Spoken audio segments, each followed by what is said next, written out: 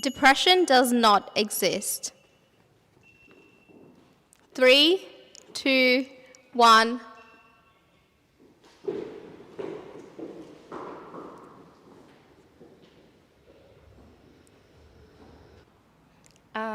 So I think depression is definitely a real thing. I mean, I've gone through it before. It's not something that you can just, one day be like depressed and the next day be like, I'm good, let's get back to it. It's a process. And I feel like, I guess everyone else who's here has felt some form of depression, whether it be, or some kind of sadness.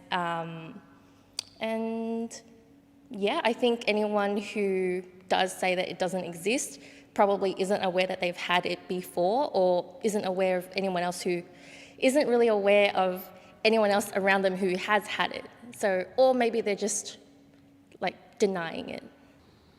Okay, so I do believe that depression does exist, but to a degree. I do believe in clinical depression, but not just anyone stamping that just because they're upset for a long period of time that they're depressed.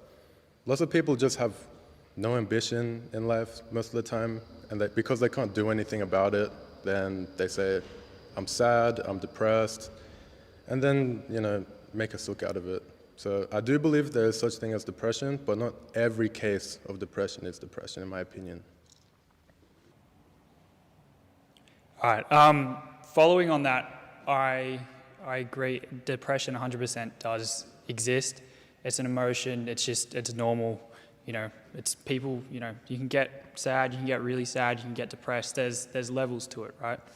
I feel like now in society, depression has become like a trend, and now it's popular to be depressed, and I feel like that's really upsetting for the people who are genuinely depressed, because, as you said, it kind of takes away the sort of social credibility for people who are actually sad, and then that limits people's, ability to help.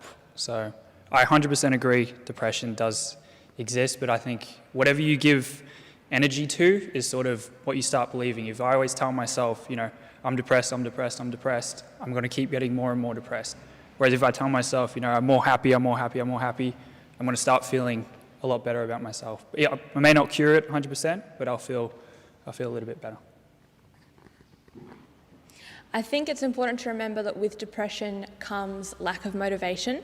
So it's important to remember that just because someone's not doing something, it's not because they're lazy, it is because it is one of the effects of depression.